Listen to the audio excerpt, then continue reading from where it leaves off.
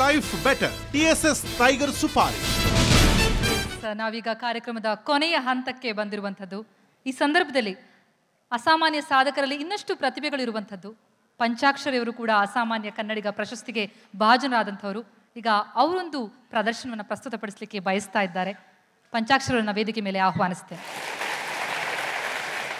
ನನಗೆ ಹೆಚ್ಚಿಗೆ ಮಾತಾಡೋಕ್ಕೆ ಬರಲ್ಲ, ಆದರೆ ನಗಿಸ್ಬೇಕು ಅಂದರೆ ಭಾಳ ಇಷ್ಟ. ಪ್ರೊಫೆಸರ್ ಕೃಷ್ಣೇಗೌಡ ಹೇಳೋ ಬುಡ್ಬುಡಿಕೆಯನ್ನು ನಾನು ಕಲ್ತಿದ್ದೀನಿ, ಇವಾಗ ಹೇಳ್ತಾ ಇದ್ದೀನಿ. ಲಕ್ಷ್ಮೀ ವಿಚಾರ ಲಕ್ಷ್ಮೀ ವಿಚಾರ ಲಕ್ಷ್ಮೀ ವಿಚಾರ ಧನಲಕ್ಷ್ಮೀ ವಿಚಾರ. ಒಳ್ಳೇದಾಗಬೇಕು ಒಳ್ಳೇದಾಗಬೇಕು ಒಳ್ಳೇದಾಗಬೇಕು, ಈ ಮನೆಗೆ ಒಳ್ಳೇದಾಗಬೇಕು. ಗೌಡ ನಿನ್ನ ಮನಸ್ಸಲ್ಲೊಂದು ಲಕ್ಷ್ಮೀ ವಿಚಾರ ಕಟಕಟ ಅಂತ ಒಂಟಕ್ಕಿ ನುಡಿತಾಯ್ತೆ. ನಿಜ ಅಂದ್ರೆ ನಿಜ ಅನ್ನೋ, ಸುಳ್ಳು ಅಂದರೆ ಸುಳ್ಳು ಅನ್ನೋ, ಸುಳ್ಳು ತಟಪಟ ಬ್ಯಾಡ ಈ ಬುಡ್ಬುಡಿಕೆ ರಾಮ್ ನಿನ್ನತಾವ. ಗೌಡ ನಮ್ಮೂರು ದೂರಲ್ಲ ದೇಶ ಅಲ್ಲ, ಶರಣರ ನಾಡು ಭಕ್ತಿಯ ಬೀಡು ಅಂದ್ರಾಳು. ಅರ್ಥವಾಯ್ತಾ? ನಿನ್ನ ಮನೆಯಲ್ಲೇ ಒಂದು ಸಿಟ್ಟು, ಒಂದು ರಟ್ಟು, ಒಂದು ಯಂತ್ರ, ಒಂದು ಮಂತ್ರ, ಒಂದು ಪೀಡೆ, ಒಂದು ಪಿಶಾಚಿದ್ರೆ ಕಾಗದ ಬರೆದು ಪೋಸ್ಟ್ ಮಾಡಿ ನಮ್ಮ ಹೆಸರು ಕಳಿಸಿ ಕೊಟ್ಟುಬಿಡು. ನಾಳೆ ಬಂದು ನಿನ್ನ ಕಂಟ ಕೊಡ್ತೀನಿ. ಅರ್ಥವಾಯ್ತಾ? ಗೌಡ ಹೋದ ವರ್ಷ ನಿನ್ನ ಹಣೆ ಬರ ಅಂದ್ರು ಟೇಮು ಅಂದ್ರು ಗಾಚಾರ ಪಾಪ ಕೆಡದಾಗ್ಬಿಡ್ತು. ಇಟ್ಟೆ ಹೆಜ್ಜೆ ಇಂಕಾಗ್ಬಿಡ್ತು, ತೊಟ್ಟ ಬಟ್ಟೆ ಚಿಂದಿ ಆಗ್ಬಿಡ್ತು, ಸೊಪ್ಪು ಸೊರದಂಗೆ ಸೋರೋಗ್ಬಿಟ್ಟೆ ಪಾಪ. ನಡೀತಾ ಇದ್ದವ್ ನಿಂತವನು ಕುಸ್ತವನು ಕರ್ಗೋಗ್ಬಿಟ್ಟನು ಮುರುಗೋಗ್ಬಿಟ್ಟೆ. ಅರ್ಥವಾಯ್ತಾ? ಒಂದು ಹಣ ಮಾಡಬೇಕು, ಒಂದು ಆಸ್ತಿ ಮಾಡಬೇಕು, ಒಂದು ಗದ್ದೆ ತೆಗಿಬೇಕು, ಮುಂದಕ್ಕೂ ಹೆಣ್ಮಕ್ಳು ಮದುವೆ ಮಾಡಿ ತಣ್ಣಗೆ ಬದುಕಬೇಕು ಅಂತ ಹಣೆಯಲ್ಲಿ ಬರೆದಿತ್ತು. ಅವಾಗ್ಲೂ ಹೇಳಿದ್ನಲ್ಲ, ಹಣೆ ಬರ ಅಂದ್ರು ಟೇಮು ಪಾಪ ಕೆಡದಾಗ್ಬಿಡ್ತು. ಹೆಸರು ಮಹಾದೇವಪ್ಪನ ಹೆಸರಿಗೆ ಮೇಷ ಋಷಭ ಕಟಕ ಸಿಂಹ ಕನ್ಯಾ ರುಚಿಕ ಧನಸ್ಸು ತುಲಾ ಕುಂಭ ಮೀನ ಕರ್ಕಾಟಕ ಮಿಥುನ. ಮಹಾದೇವಪ್ಪನ ಹೆಸರಿಗೆ ಸಿಂಹರಾಶಿ ಮಾಡಿದ ಕೆಲಸ ರೈಟ್ ಆಗುತ್ತಿಲ್ಲ, ಮಿಸ್ಟಿಕ್ ಇಲ್ವಾ ಅಂತ ಕೇಳ್ತೀಯ ಗೌಡ? ಒಂದು ಮಾತು ಹೇಳ್ತೀನಿ ಕೇಳಬೇಕು. ಮಂಗಳವಾರ ಮಕಚವರು ಮಾಡಬೇಡ, ಬುಧವಾರ ಹೊಸ ಬಟ್ಟೆ ಹಾಕಬೇಡ, ಬೀಸುವಾಗ ಬಡಗಲಾಗಿ ಪ್ರಯಾಣ ಬೆಳೆಸ್ಬೇಡ. ಅರ್ಥವಾಯ್ತಾ? ಗೌಡ ಒಳಗೆ ನಿಮ್ಮ ಅಪ್ಪ ಇದ್ರ ಭಾಳ ದೊಡ್ಡ ಮನ್ಸ. ನಿಮ್ಮ ಅಪ್ಪ ನಾ ಮಾಡಿದ್ ನನಗೆ ಸಾಕ್ಷಿ, ನೀ ಮಾಡಿದ್ ನಿನಗೆ ಸಾಕ್ಷಿ, ನೀಡಿದ್ಕೆ ನಿಜವೇ ಸಾಕ್ಷಿ, ತೋಡಿದ್ಕೆ ಜಲವೇ ಸಾಕ್ಷಿ. ಅರ್ಥವಾಯ್ತಾ? ದೊಡ್ಡ ಮನ್ಸ ನಿಮ್ಮ ಅಪ್ಪ. ಒಂದು ಊದ್ಗಡಿ ಸಿಕ್ಕಿರು ಊರಿಗೆ ಬೆಂಕಿ ಇಡ್ತಾ ಇದ್ದ ಪುಣ್ಯಾತ್ಮ. ಜನಕ್ಕೆ ಜನ ಸೇರಿ ಜಾತ್ರೆ ಆಯ್ತು, ಮನ ಸೇರಿ ಮಾತಾಯ್ತು. ನಿನ್ನಂತ ಜಮೀನ್ದಾರು ಮಗನಿಗೆ ಕುಡಿದ್ರೆ ಒಂದು ಕಣಜ, ಕಳೆದ್ರೆ ಒಂದು ಕಚ್ಚೆ ಪೌಡೆ. ಅರ್ಥವಾಯ್ತಾ? ನಿನ್ನ ವಜ್ರ ವೈಡೂರಿ ಹಣ ಆಸ್ತಿ ಕೇಳೋದಿಲ್ಲ. ಒಳಗೆ ನಿನ್ನ ಮುತ್ತೈದ ಲಕ್ಷ್ಮೀ ಇದ್ರು ಕರ್ದ್ಬಿಡು. ಜೋಡಿ ಮರದಲ್ಲಿ ಒಂದಿಷ್ಟು ರಾಗಿಯೋ ಜ್ವಾಲವೋ ಕೊಟ್ಟುಬಿಡು. ಹಾಗೆ ನಿಂದ ಯಾವುದು ಹಳೆ ಸರಟು ಪ್ಯಾಂಟು ಕೋಟಿದ್ರು ಕೊಟ್ಟುಬಿಡು. ನೀನು ಹೆಸರು ಊರೂರಾಗಿ ಮೆರವಣಿಗೆ ಮಾಡ್ತೀನಿ. ಅರ್ಥವಾಯ್ತಾ? ಒಳ್ಳೇದಾಗಬೇಕು ಈ ಮನೆ ಒಳ್ಳೇದಾಗಬೇಕು. ನಮಸ್ಕಾರ. ಇಂತಹ ಸಾಧಕರು ನೂರಾರು ಸಾಧಕರು ನಮ್ಮ ನಡುವೆ ಇರುವಂಥದ್ದು. ಅಂತಹದರಲ್ಲಿ 15 ಸಾಧಕರನ್ನ ಗೌರವಿಸುವಂತಹ ಒಂದು ಪ್ರಯತ್ನವನ್ನ ನಾವು ಮಾಡಿರುವಂಥದ್ದು. ಈ ಒಂದು ಪ್ರಯತ್ನದಲ್ಲಿ ಕೈ ಜೋಡಿಸಿದಂಥವರೆಲ್ಲರಿಗೂ ಕೂಡ ಮತ್ತೊಮ್ಮೆ ನಾನು ವಂದನೆಗಳನ್ನ ಸಲ್ಲಿಸ್ತೇನೆ. ಹಾಗೆಯೇ ಈ ಸಾಧಕರಿಗೆ ಇನ್ನೊಮ್ಮೆ ಚಪ್ಪಾಳೆ ಮೂಲಕ ಹುರಿದಂಬಿಸೋಣ. ಮತ್ತಷ್ಟು ಸಾಧನೆಗಳು ಬರಲಿ, ಮತ್ತಷ್ಟು ನಮಗೆ ಅವಕಾಶಗಳು ಸಿಗಲಿ ಈ ಸಾಧಕರನ್ನ ಗೌರವಿಸೋದಕ್ಕೆ. ಅಸಾಮಾನ್ಯ ಕನ್ನಡಿಗ ಸಾಧಕರನ್ನ ಗೌರವಿಸುವ ಈ ಕಾರ್ಯದಲ್ಲಿ ಭಾಗಿಯಾದಂತಹ ಮಾನ್ಯ ಮುಖ್ಯಮಂತ್ರಿಗಳಾದಂತಹ ಸಿದ್ದರಾಮಯ್ಯನವರು ವೇದಿಕೆ ಮೇಲೆ ಬಂದು 2 ಮಾತುಗಳನ್ನು ಆಡಬೇಕು ಅಂತ ಕೇಳ್ಕೊಳ್ತೀನಿ. ಸುವರ್ಣ ನ್ಯೂಸ್ 24/7 ಮತ್ತು ಕನ್ನಡಪ್ರಭ ಇವೆರಡು ಮಾಧ್ಯಮಗಳ ಪ್ರಧಾನ ಸಂಪಾದಕರಾದಂಥ ಶ್ರೀ ಸುಗತ ಶ್ರೀನಿವಾಸರಾಜು ಅವರೇ, ಇಲ್ಲಿ ಆಗಮಿಸಿರ್ತಕ್ಕಂಥ ಎಲ್ಲ ಆತ್ಮೀಯ ಸೋದರ ಸೋದರಿಯರೇ,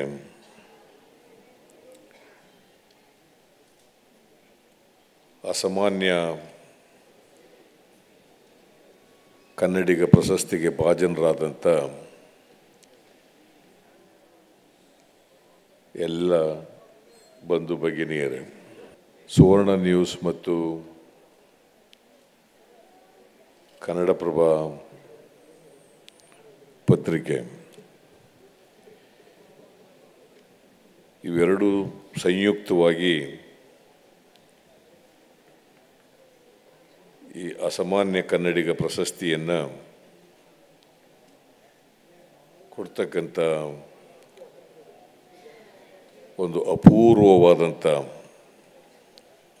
ಪ್ರಯತ್ನವನ್ನು ಮಾಡಿದ್ದಾರೆ. ಇದು ನಿಜಕ್ಕೂ ಶ್ಲಾಘನೀಯವಾದದ್ದು. ನಾನು ಮೊದಲಿಗೆ ಇಂಥ ಒಂದು ಹೊಸ ಪ್ರಯತ್ನವನ್ನು ಮಾಡಿರ್ತಕ್ಕಂಥ ಸುವರ್ಣ ನ್ಯೂಸ್ ಮತ್ತು ಕನ್ನಡಪ್ರಭ ಸಂಸ್ಥೆಯವರಿಗೆ ಹಾಗೂ ವಿಶೇಷವಾಗಿ ಅವುಗಳ ಪ್ರಧಾನ ಸಂಪಾದಕರಾದಂಥ ಸುಗತ ಶ್ರೀನಿವಾಸರಾಜು ಅವರಿಗೆ ನಾನು ಹೃತ್ಪೂರ್ವಕವಾಗಿ ಅಭಿನಂದನೆಗಳನ್ನು ಸಂದರ್ಭದಲ್ಲಿ ಸಲ್ಲಿಸಲಿಕ್ಕೆ ಬಯಸ್ತೇನೆ.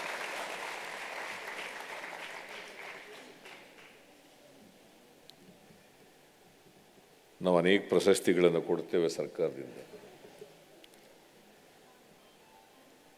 ಅನೇಕ ಕ್ಷೇತ್ರಗಳಲ್ಲಿ ಅಸಾಮಾನ್ಯ ಸಾಧನೆ ಮಾಡಿರ್ತಕ್ಕಂಥ ಸಾಧಕರನ್ನು ಗುರುತಿಸಿ ಅಂಥವರಿಗೆ ಪ್ರಶಸ್ತಿಗಳನ್ನು ಕೂಡ ನಾವು ಬೇರೆ ಬೇರೆ ರೂಪದಲ್ಲಿ ಕೊಡ್ತೇವೆ. ಸಾಹಿತ್ಯ, ಕಲೆ, ಸಂಗೀತ, ನೃತ್ಯ, ಜನಸೇವೆ ಈ ಥರದ ಅನೇಕ ಕ್ಷೇತ್ರಗಳಲ್ಲಿ ಕೆಲಸ ಮಾಡ್ತಕ್ಕಂಥವ್ರನ್ನು ಗುರುತಿಸಿ ನಾವು ಕೂಡ ಪ್ರಶಸ್ತಿಗಳನ್ನು ಕೊಡ್ತೇವೆ. ಈಗ ನಾವು ಇಲ್ಲಿ KP ರಾವ್ ಅವರನ್ನು ನೀವು ಗುರುತಿಸಿದ್ದೀರಿ. ರಾಜ್ಯ ಸರ್ಕಾರನೂ ಕೂಡ ಗುರುತಿಸಿ ಅವರಿಗೆ ರಾಜ್ಯೋತ್ಸವ ಪ್ರಶಸ್ತಿಯನ್ನು ನಾವು ನೀಡಿದ್ದೇವೆ. ಧನರಾಜ್ ಅಂತಕ್ಕಂಥವ್ರು, ಅವರು ಕಾಯಕದಲ್ಲಿ ಚಪ್ಪಲಿ ಹೊಲಿತಕ್ಕಂಥವ್ರು. ಕಾಯಕವೇ ಕೈಲಾಸ ಅಂತೇಳಿ ಬಸವಾದಿ ಶರಣರು ಹೇಳಿದ್ದಾರೆ. ಅಂಥ ಚಪ್ಪಲಿ ಹೊಲಿತಕ್ಕಂಥ ವೃತ್ತಿಯನ್ನು ಮಾಡ್ತಾ ಅದ್ರಲ್ಲಿ ಬಹುಶಃ ಎಷ್ಟು ಸಂಪಾದನೆ ಮಾಡ್ಬೋದು, 100-200 ರೂಪಾಯಿ ಸಂಪಾದನೆ ಮಾಡ್ಬೋದು ಒಂದು ದಿನಕ್ಕೆ ಅಂತ ಅನಿಸುತ್ತೆ. ಅದರಲ್ಲಿ ತಾನೂ ಬದುಕಿ ಪರರಿಗೂ ಸಹಾಯ ಮಾಡ್ತಕ್ಕಂಥ ಆ ದೊಡ್ಡ ಗುಣ ಇದೆಯಲ್ಲ, ಸೇವಾ ಮನೋಭಾವ ಇದೆಯಲ್ಲ, ಅದು ನಿಜಕ್ಕೂ ಕೂಡ ಎಲ್ಲರೂ ಮೆಚ್ಚತಕ್ಕಂಥದ್ದು.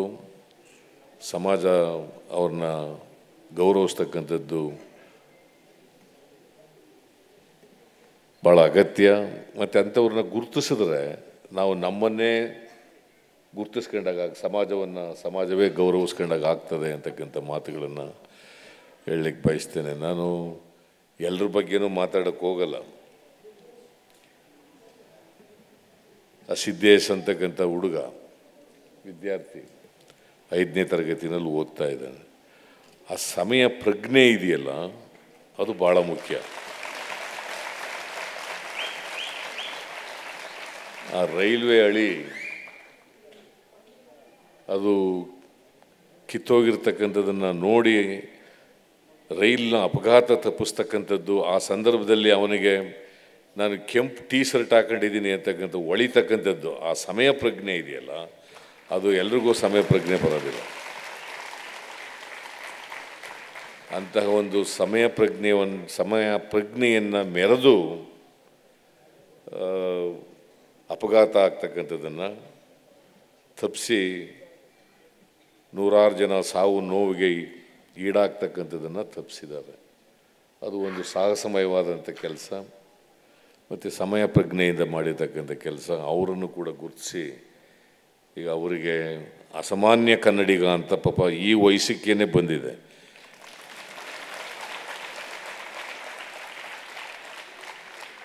ಇನ್ನೂ 100 ವರ್ಷ ಬದುಕಿ ಬಾಳಬೇಕು ಅವನು ವಿದ್ಯಾರ್ಥಿ.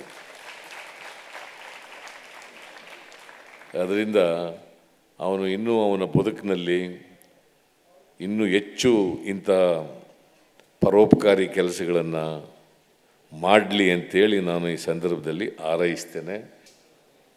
ಆ ದೋಣಿ ನಡೆಸೋನು ಆಂಧ್ರದಿಂದ ಬರ್ತಕ್ಕಂಥ ಮಕ್ಕಳುಗಳು, ಅವ್ರ ಹೆಸರೇನು, ಬಾಬುರಾವ್, ಗಡಿ ಭಾಗದಲ್ಲಿರ್ತಕ್ಕಂಥವ್ರು, ಮುಖ್ಯಮಂತ್ರಿ ಗಡಿ ಭಾಗದಲ್ಲಿರ್ತಕ್ಕಂಥವ್ರು. ಅಲ್ಲಿಂದ ಪಾಪ ನಮ್ಮ ರಾಜ್ಯಕ್ಕೆ ಬಂದು ಕನ್ನಡ ಕಲಿಬೇಕು ಅಂತಕ್ಕಂಥ ಬರ್ತಕ್ಕಂಥ ಮಕ್ಕಳಿಗೆ ಉಚಿತವಾಗಿ ಅವ್ರನ್ನ ದೋಣಿನಲ್ಲಿ ಕರ್ಕೊಬಂದು ಬಿಡ್ತಕ್ಕಂಥದ್ದು, ಅವರಿಗೆ ಆ ಥರದ ಒಂದು ಸಹಾಯ ಮಾಡ್ತಕ್ಕಂಥದ್ದು ಇದೆಯಲ್ಲ,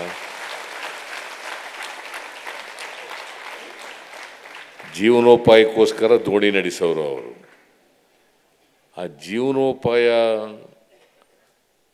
ಕೂಡ ಬೇಡ ನನಗೆ, ಕನ್ನಡಕ್ಕೋಸ್ಕರ ನಾನು ಆ ಜೀವನೋಪಾಯನ ಬದಿಗಿಟ್ಟು ಆ ಸೇವೆ ಮಾಡ್ತೀನಿ ಅಂತಕ್ಕಂಥ ಭಾವನೆ ಇದೆಯಲ್ಲ, ಅದು ನಿಜಕ್ಕೂ ಕೂಡ ಒಂದು ಮಹತ್ತರವಾದಂಥ ಕನ್ನಡದ ಅಭಿಮಾನ ಅಂತೇಳಿ ನಾನು ಹೇಳಲಿಕ್ಕೆ ಬಯಸ್ತೇನೆ. ಇದು ಎಲ್ರಿಗೂ ಮಾರ್ಗದರ್ಶನ ಆಗಬೇಕು, ಆದರ್ಶ ಆಗಬೇಕು. ಇದು ಪ್ರತಿಯೊಬ್ಬ ಕನ್ನಡಿಗನಿಗೂ ಕೂಡ ನಾಡು ಕನ್ನಡ ನಾಡಿನಲ್ಲಿ ಹುಟ್ಟಿದ್ದೇನೆ, ಕನ್ನಡದ ಋಣ ತೀರಿಸಬೇಕು ಅಂತಕ್ಕಂಥ ಭಾವನೆ ಬಂದರೆ ಬಹುಶಃ ಅದಕ್ಕಿಂತ ದೊಡ್ಡ ಕೊಡುಗೆ ಕನ್ನಡ ಭಾಷೆಗೆ, ಕನ್ನಡ ನಾಡಿಗೆ ಬೇರೆ ಯಾವುದು ಇಲ್ಲ ಅಂತೇಳಿ ನಾನು ಭಾವಿಸ್ಕೊಂಡಿದ್ದೇನೆ. ಪಂಚಾಕ್ಷರಿ ಅವರು ಆ ಮಾಸಾದಿಂದಲೇ ಕನ್ನಡದ ಸೇವೆ ಮಾಡ್ತಾ ಇರ್ತಕ್ಕಂಥದ್ದು. ಕಲಾ ಕೇಂದ್ರ ಸಕ್ರಿಯವಾಗಿ ಮಾಡ್ತಕ್ಕಂಥದ್ದು, ತನ್ನ ಮಾಸಾಸನೆಲ್ಲ ಆ ಕೇಂದ್ರಕ್ಕೆ ಉಪಯೋಗಿಸ್ತಕ್ಕಂಥದ್ದು. ನಾನು ಕೇಳಿದೆ, ಅಲ್ಲಪ್ಪ ನೀನು ಮಾಸಾಸನ ಕೊಡ್ತಾ ಇರೋದು ಸರ್ಕಾರ, ಅದನ್ನು ಅಲ್ಲಿ ಕೊಟ್ಬಿಡ್ತಿಲ್ಲ, ನೀ ಏನು ಮಾಡಿಯಾ ಅಂತ ಕೇಳಿದೆ ನಾನು ಅವನಿಗೆ. ನಾವು ಹೆಂಗೂ ಬದುಕ್ತಾ ಇದ್ದೀವಿ ಸರ್, ಅದು ನಾವು ಕನ್ನಡ ಸೇವೆ ಮಾಡಲಿಕ್ಕೋಸ್ಕರವಾಗಿ ಕೆಲಸ ಮಾಡ್ತಾ ಇದ್ದೀನಿ ಅಂತ.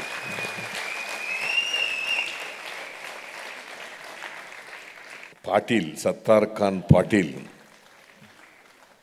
ರಾಣಿಬೆನ್ನೂರಿನವರು, ಅವರು ಈ ಮುಸ್ಲಿಂ ಆಗಿದ್ದರೂ ಕೂಡ, ಮುಸ್ಲಿಂ ಜನಾಂಗದಲ್ಲಿ ಹುಟ್ಟಿದರೂ ಕೂಡ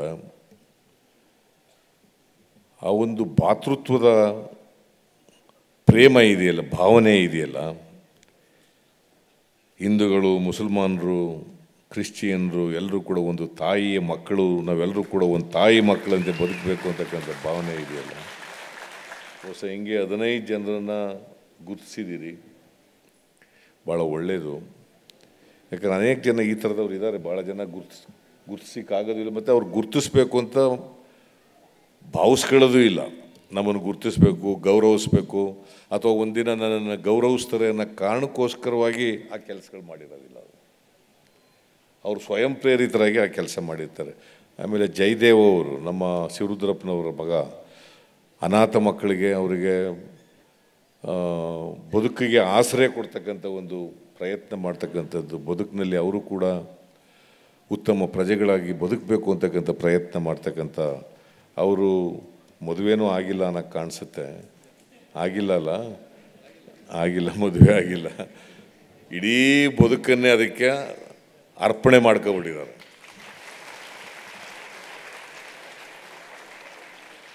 ಬರೀ ಹುಟ್ಟಿದ್ದೇನೆ, ಜೀವನ ಮಾಡಿ ಹೆಂಡತಿ ಮಕ್ಕಳು ನೋಡ್ಕೊಂಡೆ ಸತ್ತೆ ಅಂತಕ್ಕಂಥದ್ದು ಅದು ಸಾರ್ಥಕವಾದಂಥ ಬದುಕಾಗಲಿಕ್ಕಿಲ್ಲ.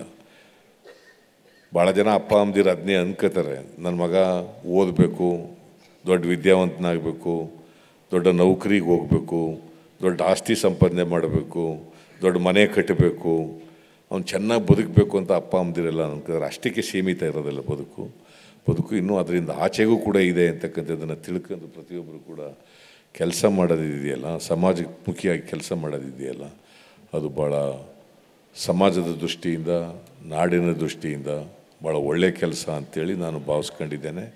ಇದರಿಂದ ನೀವು ಇವತ್ತು ಗುರುತಿಸಿ ಈ ಒಂದು ವಿನೂತನವಾದಂಥ ಈ ಕಾರ್ಯಕ್ರಮ ಮಾಡಿದ್ದೀರಿ. ಇದು ಬೇರೆಯವ್ರಿಗೂ ಕೂಡ ಪ್ರೇರಣೆ ಆಗ್ತದೆ, ಸ್ಫೂರ್ತಿ ಆಗ್ತದೆ, ಆದರ್ಶ ಆಗ್ತದೆ. ಬೇರೆಯವ್ರಿಗೂ ಸ್ಫೂರ್ತಿ ಬರಬೇಕು, ಇಂಥವರು ಸಮಾಜದಲ್ಲಿ ಇನ್ನೂ ಹೆಚ್ಚು ಜನ ಆಗಬೇಕು. ಯಾಕಂದರೆ ನಮ್ಮಲ್ಲಿ ಹೆಚ್ಚು ಸ್ವಾರ್ಥಿಗಳೇ ನಾವಿದ್ದೀವಿ, ಭಾಳ ಜನ ಸ್ವಾರ್ಥಿಗಳೇ ಆಗೋಗ್ಬಿಟ್ಟಿದ್ದೀವಿ. ಇನ್ನು ನಿಸ್ವಾರ್ಥತೆಯಿಂದ ಬದುಕ್ತಕ್ಕಂಥದ್ದು ಇದೆಯಲ್ಲ, ನಿಸ್ವಾರ್ಥ ಜೀವನ ನಡೆಸೋದಿದೆಯಲ್ಲ, ಅದು ಸಮಾಜಕ್ಕೆ ಒಂದು ದೊಡ್ಡ ಕೊಡುಗೆ ಆಗ್ತದೆ ಅಂತಕ್ಕಂಥ ಮಾತುಗಳನ್ನು ಈ ಸಂದರ್ಭದಲ್ಲಿ ನಾನು ತಿಳಿಸಿ ಹೆಚ್ಚು ಮಾತನಾಡಲಿಕ್ಕೆ ಹೋಗೋದಿಲ್ಲ. ಇವತ್ತು ಮತ್ತೊಮ್ಮೆ ನಾನು ಎಲ್ಲ ಸಾಧಕರಿಗೆ, ಏನು ಅಸಾಮಾನ್ಯ ಕನ್ನಡಿಗ ಅಂತೇಳಿ ಅವ್ರನ್ನ ಗುರುತಿಸಿ ಅವರಿಗೆ ಇವತ್ತು ಪ್ರಶಸ್ತಿಯನ್ನು ಕೊಟ್ಟಿದ್ದೀರಿ. ಅವರೆಲ್ಲರಿಗೂ ಕೂಡ ನಾನು ಅಭಿನಂದನೆಗಳನ್ನು ಸಲ್ಲಿಸಲಿಕ್ಕೆ ಬಯಸ್ತೇನೆ. ಅವರು ಇನ್ನಷ್ಟು ಹೆಚ್ಚು ಸಮಾಜಮುಖಿಯಾಗಿ ಕೆಲಸ ಮಾಡಲಿ, ಅವರಿಗೆ ಆಯಸ್ಸು ಆರೋಗ್ಯ ದೊರಕಲಿ ಅಂತೇಳಿ ಪ್ರಾರ್ಥನೆಯನ್ನು ಮಾಡ್ತೇನೆ. ಅದ್ರ ಜೊತೆಗೆ 1000 ಅರ್ಜಿಗಳು ಬಂದಿದ್ದೋ ಅದನ್ನು ಶಾರ್ಟ್ ಲಿಸ್ಟ್ ಮಾಡಿ 60 ಜನಕ್ಕೆ ಇಳಿಸಿ, ಅದನ್ನು ಅಲ್ಲಿಂದ 15 ಜನಕ್ಕೆ ಇಳಿಸಿರ್ತಕ್ಕಂಥ ಒಳ್ಳೆಯ ಪ್ರಯತ್ನ ಮಾಡಿದ್ದೀರಿ. SR ಹಿರೇಮಠ್ ಅವರು, ಜಯಮಾಲಾ ಅವರು, ಮತ್ತು ನಟ ರಮೇಶ್ ಅರವಿಂದ್ ಅವರು, ಮತ್ತು ಸುಗತಾ ಶ್ರೀನಿವಾಸರಾಜು ಅವರು, ನೀವೆಲ್ಲರೂ ಸೇರಿ ಈ ಆಯ್ಕೆ ಮಾಡೋ ಕೆಲಸ ಇದೆಯಲ್ಲ ಭಾಳ ಕಷ್ಟದ ಕೆಲಸ. ಆದರೂ ಅರ್ಹರಾದವರನ್ನು, ಅರ್ಹರಲ್ಲಿ ಅರ್ಹರನ್ನು ಗುರುತು ಮಾಡಿ ಅವರಿಗೆ ಇವತ್ತು ಅಸಾಮಾನ್ಯ ಕನ್ನಡಿಗ ಬಿರುದನ್ನು ಕೊಟ್ಟಿದ್ದೀರಿ. ನಿಮಗೂ ಕೂಡ ಅಭಿನಂದನೆಗಳು. ಮತ್ತು ನಿಮ್ಮೆಲ್ರಿಗೂ ನಮಸ್ಕಾರ. ನಾನು ಮಾತು ಮುಗಿಸ್ತೇನೆ. ಜೈ ಹಿಂದ್, ಜೈ ಕರ್ನಾಟಕ.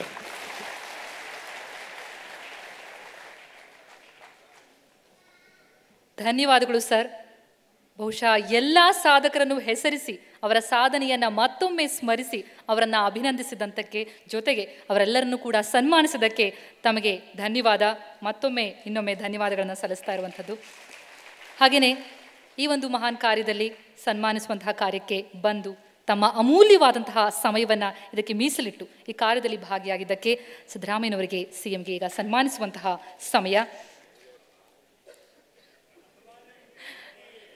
ಸನ್ಮಾನ್ಯ ಮುಖ್ಯಮಂತ್ರಿಗಳಿಗೆ ಸನ್ಮಾನಿಸುವಂತಹ ಸಮಯವಿದು. Asianet news network private limited, Suvarna news ಮತ್ತು ಕನ್ನಡಪ್ರಭದ ವತಿಯಿಂದ ನಮ್ಮ ಸಂಪಾದಕೀಯ ನಿರ್ದೇಶಕರಾದಂತಹ ಸುಗತಾ ಶ್ರೀನಿವಾಸ್ ಅವರು ಮಾಡುವಂತಹ ಈ ಕಾರ್ಯದಲ್ಲಿ ನಟಿ ಪೂಜಾ ಗಾಂಧಿ ಹಾಗೂ ಶಾಸಕರಾದಂತಹ ಮುನಿರತ್ನ ಅವರು ಹಾಗೂ ಸುಧಾಕರ್ ಅವರು ಕೂಡ ವೇದಿಕೆ ಮೇಲೆ ಬಂದು ಕೈ ಜೋಡಿಸಬೇಕು ಅಂತ ಕೇಳ್ತೇನೆ.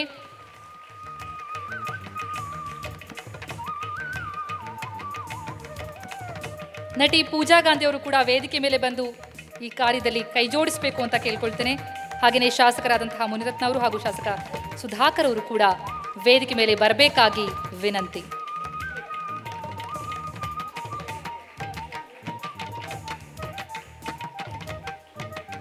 ಚಪ್ಪಾಳೆಗಳು ಬರ್ತಲೇ ಇರಲಿ. ಎಲ್ಲ ಸಾಧಕರನ್ನ ಸನ್ಮಾನಿಸುವಂತಹ ಈ ಕಾರ್ಯದಲ್ಲಿ ಸುವರ್ಣ ನ್ಯೂಸ್ ಮತ್ತು ಕನ್ನಡಪ್ರಭದ ಈ ಪ್ರಯತ್ನಕ್ಕೆ ಸನ್ಮಾನಿಸುವಂತಹ ಈ ಸಮಯಕ್ಕೆ ಬಂದು ತಮ್ಮ ಸಮಯವನ್ನ ಕೊಟ್ಟಿದ್ದಕ್ಕಾಗಿ